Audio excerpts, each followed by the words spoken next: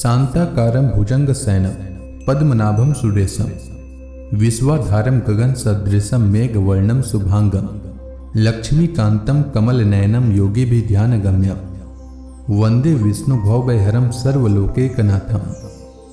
ओम नमो भगवते वासुदेवाय।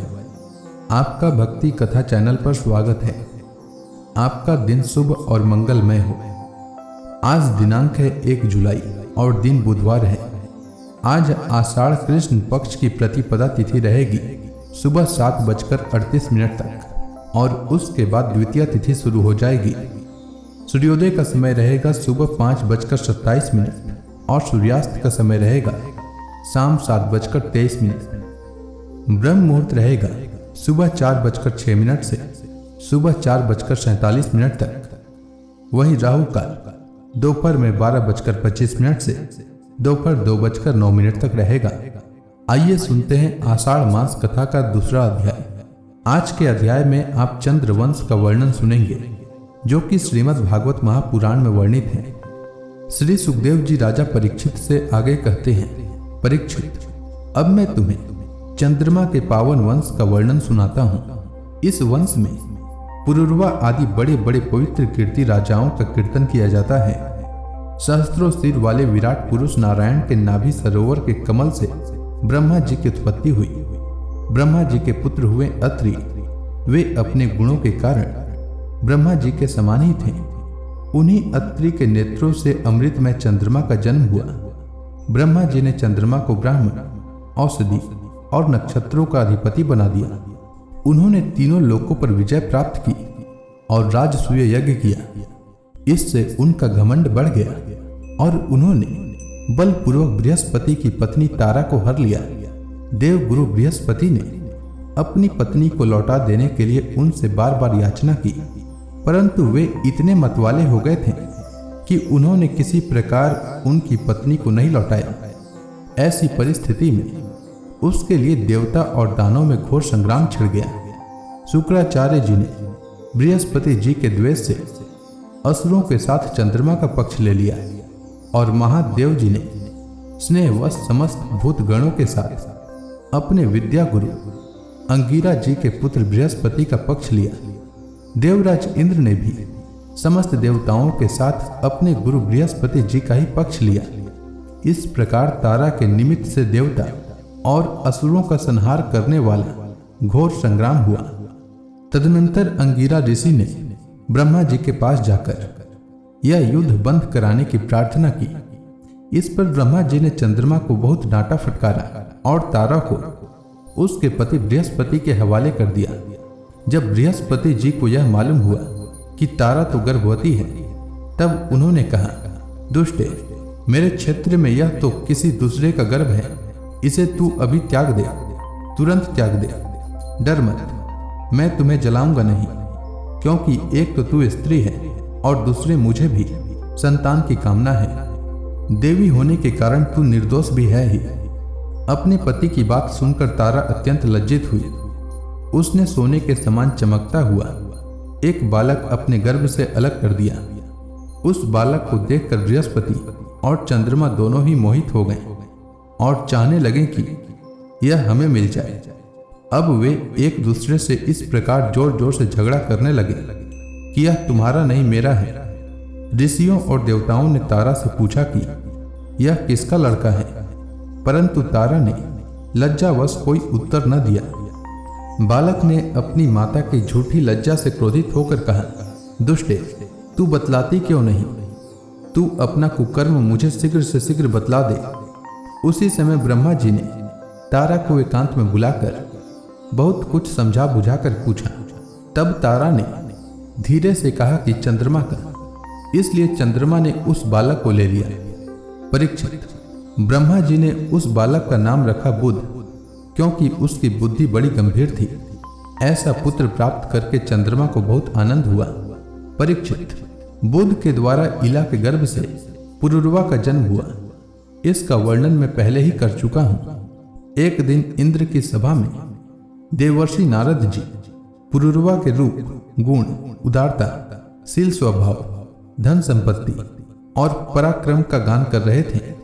उन्हें सुनकर उर्वशी के हृदय में काम भाव का उदय हो आया और उससे पीड़ित होकर वह देवांगना पुरुरवा के पास चली आई।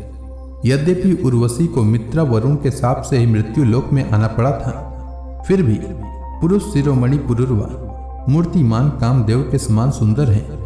यह सुनकर सुर सुंदरी उर्वशी ने धैर्य धारण किया और वह उनके पास चली आई।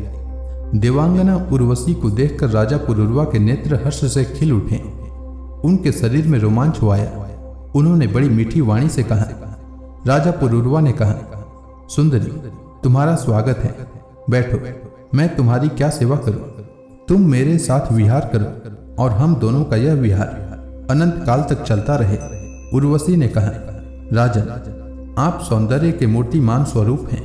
भला ऐसी कौन कामिनी है जिसकी दृष्टि और मन आप में आसक्त न हो जाए, क्योंकि आपके समीप आकर मेरा मन रमण की इच्छा से अपना धैर्य खो बैठा है। राजन, जो पुरुष रूप गुण आदि के कारण प्रशंसनीय होता है, वही स्त्रियों को अभिष्ट होता है। अतः मैं आपके साथ अवश्य विहार करूंगी, परंतु मेरे प्रेमी महाराज, मेरी एक शर्त है। मैं आपको धरोहर के रूप में भेड़ के 2 बच्चे सौंपती हूं। आप इनकी रक्षा करना। वीर शिरोमणि, मैं केवल घी खाऊंगी और मैथुन के अतिरिक्त और किसी भी समय आपको वस्त्रहीन न देख सकूंगी। परम मनस्वी पुरुरवा ने ठीक है ऐसा कहकर उसकी शर्त स्वीकार कर ली और फिर उर्वशी से कहा, तुम्हारा यह सौंदर्य अद्भुत है, तुम्हारा भाव अलौकिक है, यह तो सारी मनुष्य सृष्टि को मोहित करने वाला है। और देवी, कृपा करके तुम स्वयं यहाँ आई हो, फिर कौन ऐसा मनुष्य है जो तुम्हारा सेवन न करेगा?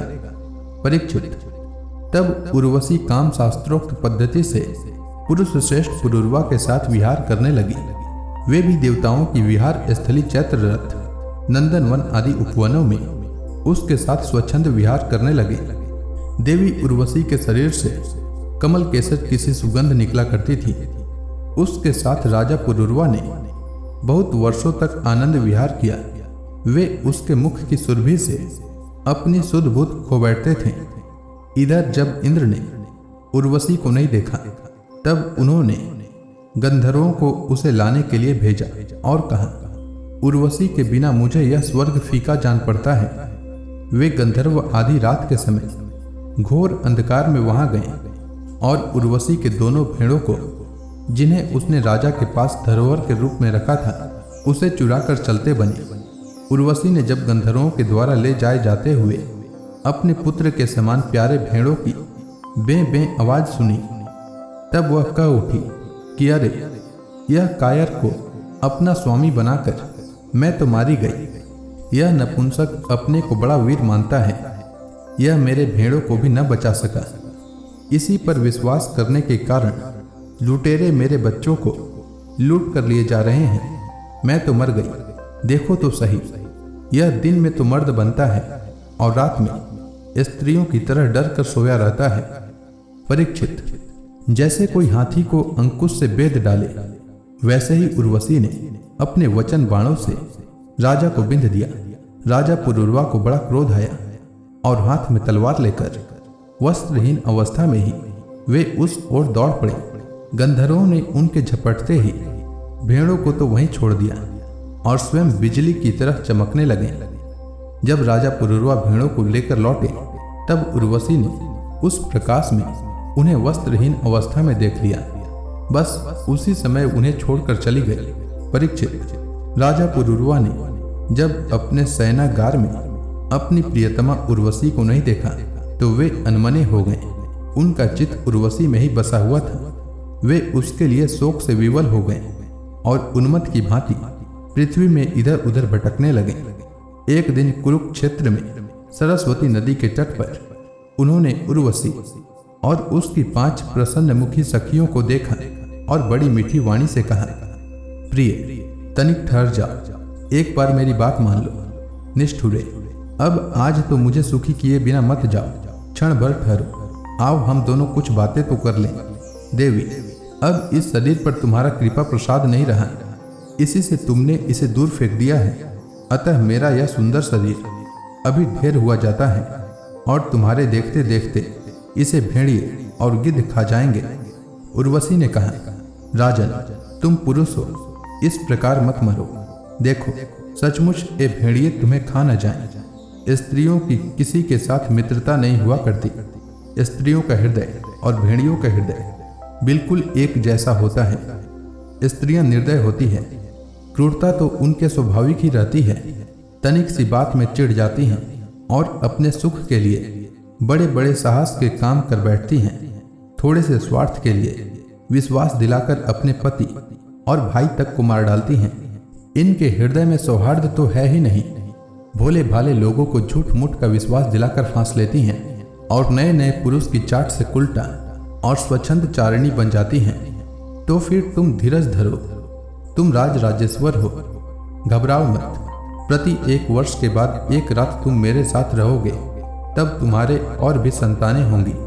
राजा पुरूरवा ने देखा कि उर्वशी गर्भवती है, इसलिए वे अपनी राजधानी में लौट आए। 1 वर्ष के बाद फिर वहां गए। तब तक उर्वशी एक वीर पुत्र की माता हो चुकी थी।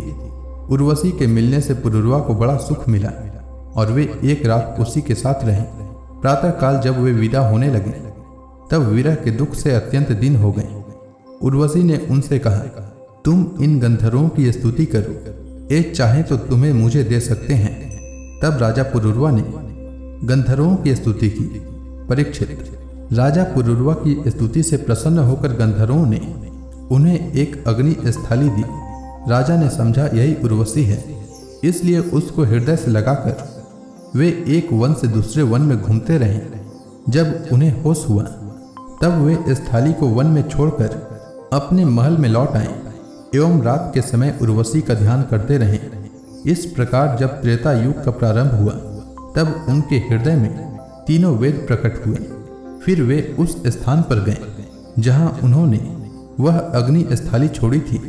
अब उस स्थान पर समी वृक्ष के गर्भ में एक पीपल का वृक्ष उग आया था। उसे देखकर उन्होंने उससे 2 अरणियां बनाई।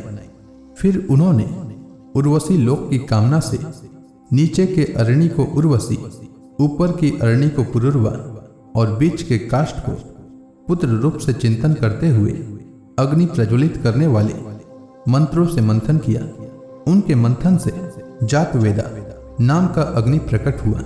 राजा पुरूरवा ने अग्नि देवता को त्रय विद्या के द्वारा आवाहनीय, गार्हपत्य और दक्षिणाग्नि इन 3 भागों में विभक्त करके पुत्र रूप से स्वीकार कर लिया।